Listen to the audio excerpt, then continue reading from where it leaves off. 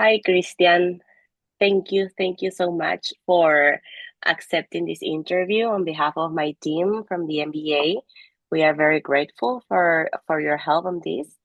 The objective of the following interview is to learn from each person their moral stories and understand their approach to authentic leadership.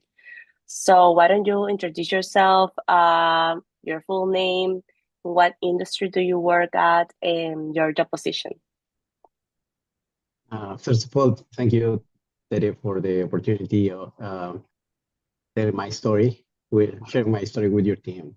My name is Christian Aznaran, and I work for Hans Services Company, one of the hand oil company subsidiaries in Peru. Hand oil is partner of two of the biggest natural gas projects in Peru. The company I work for as an IT governance and user supervisor brings IT services for all these companies of hand. Hmm. And can you tell us about your journey to becoming a leader in your industry? I mean, how was it? Sure. My journey starts in Trujillo, a city of the north, at the north of Peru, Hmm. where I was born uh, by a couple of very demanding parents who prepare me constantly in the academic way. And at the age of 16, I won an academic national contest with my high school team. And by winning this, I finally learned that nothing is impossible if you are prepared for that. And in the university, I faced not one of my academic challenges, but one of the biggest challenges in life. It's learning that you are becoming a father at that age. And I realized that I needed to be prepared even more than before, not only for me, but also for my daughter who needed my full support. And when I talk about my support is um, supporting every way to let her grow as a kid with many possibilities as I can. Even more possibilities than my parents gave me. So then I worked as an SAP consultant, implementing SAP in many companies from diverse countries. And I was trying just to give my best in every project that I work for. And Hmm. sincerely, I wasn't looking for a leadership position. But what I wanted in every project is to learn because I was encouraged to learn by my parents. I always try to learn. And one of my key things that I do until today is reading blogs. Mm. So I subscribe to many SAP blogs and I share what I learned with my other SAP teammates at IBM. Um, and for that time, I distinguished two types of consultants. One that implemented SAP in the same way in every company that they were working for, and the other ones that assumed some risk implementing new features. And I was one of the second ones. Sure, I failed a lot, uh, but I learned. I learn Hmm. in every fail, so that's the way I was used to learn and to develop my leadership within my teammates. I didn't have the formal title of leader, but I was perceived by as one of them by my teammates. Hmm. So I joined Hunt 14 years ago as an IT project leader, and I then become passionate about project management. So I moved to HR, Hmm. to human resources as a risk or as a challenge because I wanted to manage projects outside of the IT approach. So I thought that if you can manage an IT project, I guess you can manage any kind of projects, and that's what I wanted to test. And when I joined HR, I was given the title position of supervisor. Mhm. So I moved as an HR project supervisor and had my first team of two people. Um, I moved through several areas of HR because of my passion for learning. And then I finally came back to IT 6 years ago when my project management skills were needed again. And during the pandemic, we faced one of our biggest challenges Mhm. with the remote work. Mhm. And the health desk area was facing a serious problem in the overall customer service satisfaction. And I was assigned by my boss to have a team of 8 people across our 3 locations called the Tech Concierge. And after Mhm. 2 years, we received a 97% SLA compliance for over 4,000 tickets during last year. So it's one of the biggest challenges I have when you work with customer service. Probably you face, the most unsatisfaction from the clients, and less times you face your very you're thankful for that. But yeah, it's tough. Working as in customer services is a really tough challenge. And what have you experienced working in customer services? Because I mean, back in HR and now in IT, this the let's say the area where you are more in contact with people. What a pivotal moment or what uh, something that happened that maybe made you change your leadership approach? Yes, because as I told you recently, Mm-hmm. working in customer service, you get the satisfaction of many people, and you are less frequently being thanked about your support. Mm-hmm. Mm-hmm. So the same happens with my team, and I guess that's one of the things that you as a leader have to face is the empathy, the empathy for your people because they are persons like you, and they need to be calm. You have to transmit them being calm and the empathy for the users, even though they don't behave like normal people sometimes. Mm-hmm. Um, but as long as they see you as a calm person and you you have to have like a master line of or a key thought on what you're doing in your job. For me, is being supported like you are a friend of mine. Mm-hmm. So if I can make any of my team think in the same way, I guess we're good with that. Mm-hmm. So that's that's what I'm trying to to transmit to my team. And yeah, customer service is very demanding. It's very demanding, and there's some people that has the skills to deal with people with Mm-hmm. probably um,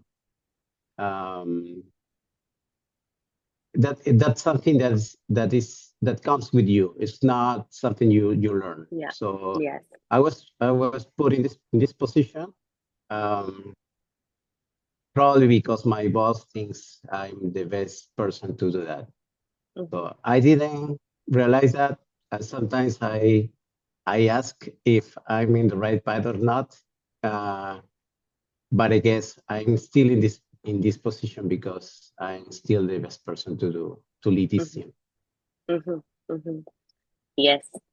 During our authentic leadership moral perspective course, we dive into the concept of giving voice to values, which is knowing your values, identifying what is right, what is wrong, and knowing what to say and how to say it effectively. So, in your opinion, what does authentic leadership mean to you? And what core values guide your leadership decisions? You already mentioned empathy. What else can you mention to us? For me, uh, authentic leadership consists of not just being the formal leader or having the position, but seeing yourself on the top of or seeing yourself on the top of the organization chart, but to be recognized as one within your team. Mhm, More than being authentic, you have to show integrity. That it's understanding that you lead them with your actions, showing them that you're a person like many of them, and especially you can fail, but you can recover. And if you fail, you finally success asking your team for help. So mhm, that's for me, that's a really good example of not only for teamwork, but also for what do they have to do when they become future leaders, which mhm, is my objective. My objective is not only to have them as team members or performing very well, but for them to be prepared as future leaders, the future leaders they will be. mhm, mhm. And how do you ensure to remain true to yourself while leading other people? Well, there are some tough decisions you have to make through your leadership career. What you should always remember is you're more than a boss, you are more than a friend for your team, but you are in that leadership position because the organization trusted in you. And you will have to defend the company's decision and strategies. If for any reason you don't trust in those decisions, I mean the company's decisions, Mhm, then you should start asking yourself if this is the company you should be working for. And that's a really tough decision if not. exactly. Yeah. And can you share us an example of when you had to make a difficult decision that reflected that authenticity? Yes, I always remember this because it was in my very early years of being a supervisor, and I've experienced some disrespectful behaviors with my team. I was a, I was a beginner in leadership, and one of my team members was constantly arriving late. So I gave the team a general notice on remember your work schedule. So Mhm, a week later, I had a day off, and I don't know why I passed in front of the office and I see the other team member leaving the office before he should. uh-huh, So I was really disappointed. My first thought is I was really disappointed, and but I decided to give them an exemplar action. So I called them and I showed them their attendance times. So they saw both of them the times that they arrive and they leave the office. mhm, Just to recall that they have to commit not only to me but to the company, and they were being watched by me. I mean, I was forced to show them respect, mhm, and they acknowledged that notice and promised not to do it again.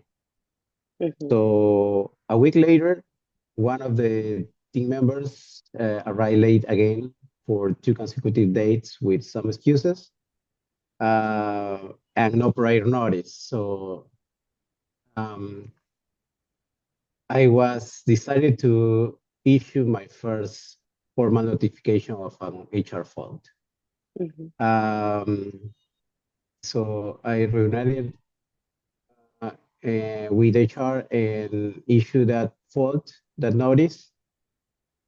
Uh, so the team member cried and broke my whole speech because I saw tears in their eyes Mm-hmm. and asked me constantly not to issue that fault. Mm-hmm. And I couldn't sleep but I finally did, and I couldn't sleep that day. But later I understood that it wasn't my fault. I learned that I did the right thing because I made the decision that most reflected who I am and Mm-hmm. who I was in charge for. And one of my duties was also to not my team members to show respect of me, but for them to show respect on the company and their rules. So I think that I gave them more information than any other boss could, and I gave them prior notices and Mm-hmm. recommendation, but if they couldn't understand or accept them, I couldn't do anymore. So that was it. And with that action, um, I don't know if I gained respect or any other sentiment about me, but they finally stopped doing that, and they finally gave the organization the behavior that they were expected to. So they acknowledge the message at the end. Yes, yes. And one of the things about leadership is that nothing prepares you for these tough decisions. Um, the only way to learn or to gain experience is to pass through them. Mm-hmm. And for me, it corrected the situation, the behavior, but I realized that I could fail in that. Uh, but the only way to learn to gain experience is to making those tough decisions. But you have to think: is this what the company is looking for? Is this what you that reflects who you are? And if that makes match with your decision, I guess we're good. Mm-hmm. So you mentioned that you already build respect within your team. And how do you build trust with your team? Because you have 8 people under you, they're in different locations. So how do you build that trust in your whole team? Definitely with my actions. You're not a leader to do the easy things. Anyone can do the easy things, Mm-hmm. or the things that you like as a leader. Um, I usually put myself in challenges that I oversee through the year, and I volunteer on them. So it happens during the pandemic, where we're receiving negative feedback on our help desk services. Um, nobody told me, okay, there's this position. I want you to be leader of a team of 8 people.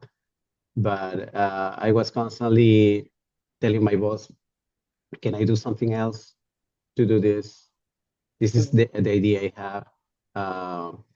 And when the opportunity of an empty position raised, my boss thought on me at first.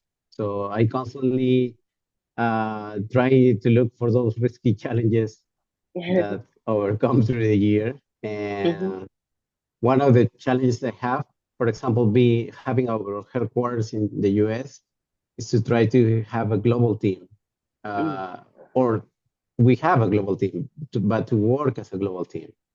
Um, and what I'm trying to do is to how to raise the bar in our services as we think on not isolated services from IT, but as a global thing. So Mm-hmm. that's my next challenge, and I'm trying to be in every initiative that has to do with thinking global. I don't know, probably if the opportunity is set, I can overcome that challenge, take that Hmm. take that responsibility. Hmm. And how do you navigate the ethical dilemmas that may arise in the workplace? Yes, they come usually often. Uh, in the same way, your company trusts in you when they put you Hmm. in a leadership position, you have to Hmm. trust in your company. Hmm. And I had luck working for companies that share the same values with me. Uh, but I totally confident that if somehow I don't agree with a decision, I'm instructed to reflect on my team. I need to be convinced on the thing I'm doing, or I won't do it. This is how I reflect my integrity for my team. So at Hmm. first, if I have a tough decision to take, um, my first reaction will be, and if I'm not 100% confident on that decision, my first reaction will be to ask why it's this decision taking place right now. Is there any chance that we can revert that decision or not? If I don't see my boss confident on that decision too, that's when I probably will have to ask if this the position, the area, the team, the department, or the company I should be Hmm. looking for. Yeah. Hmm. Hmm. But that this is the company that you're looking for because you've been like 14 years. And Yeah. maybe the most challenges have arisen and you're still here. Yeah. Not only share the same values as I do, but also the company that gives me the opportunities I had and I'm Mhm. looking for. I work before joining Hand. I worked as an SAP consultant in several companies, several customers, in several countries, and I practically was choosing what Mhm. my next project would be. Mhm. Um, One of the things I thought will probably be an obstacle for joining a company and being so many years was what if I can change my work, or I can work in, change projects every 2 or 3 years. But it was a company that every 2 or 3 years, or even less years, gives me a new responsibility. So that's why I'm I'm somehow keeping the pace of as a consultant.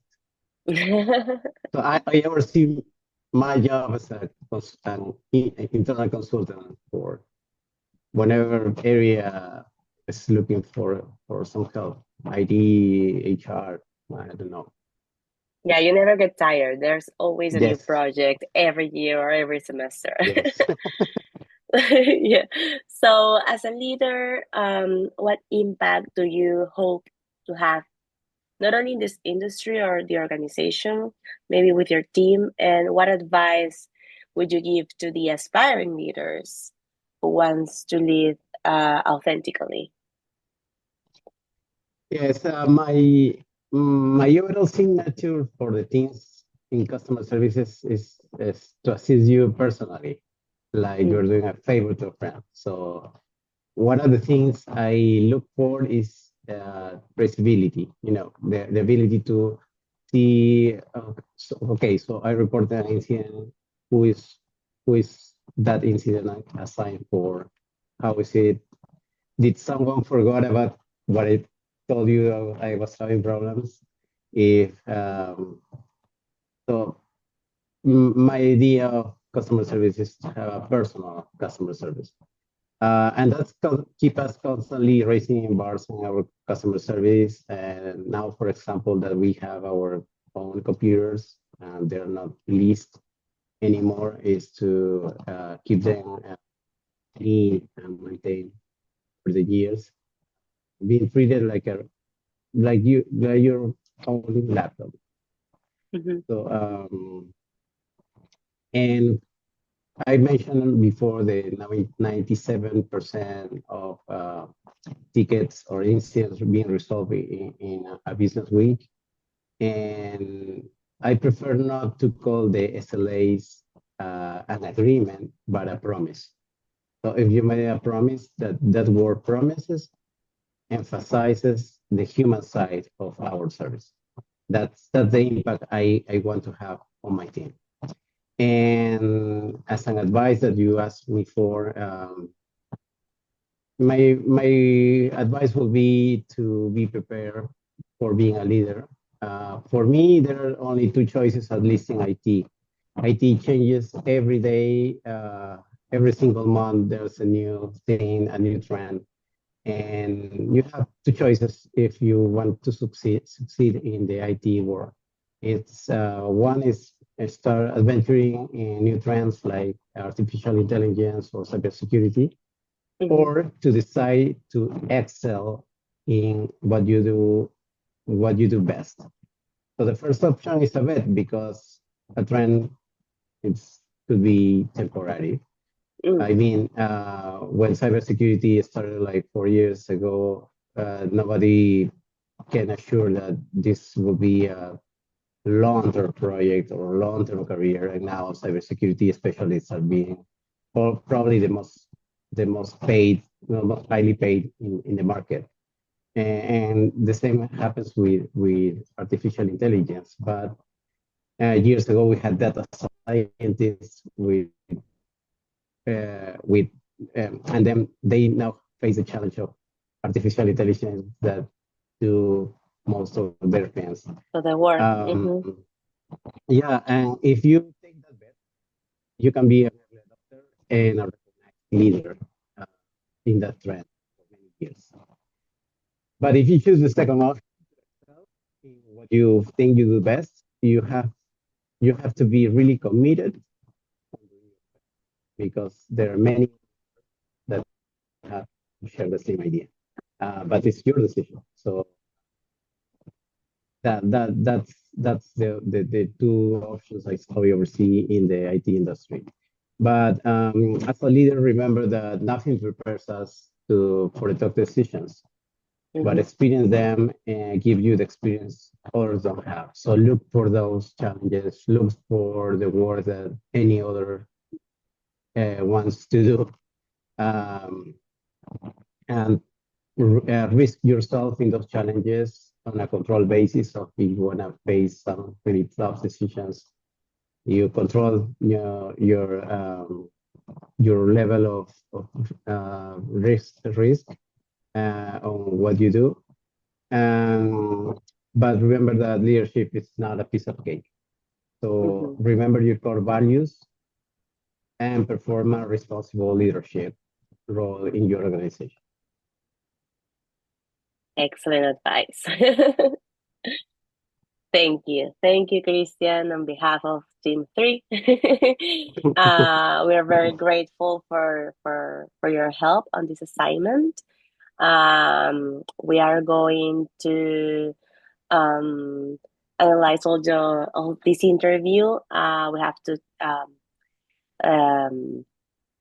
do the writing for the assignment is to, as I said, compare the moral perspective of all leaders that we have interviewed, and your contribution is really, really, really appreciated for us. Thank you. No, thanks, Terry, for the opportunity of sharing uh, what I learned from these years. I'm sure some of what I said could encourage you on defining your leadership style, and I'm really grateful for the opportunity of sharing this. Thank you.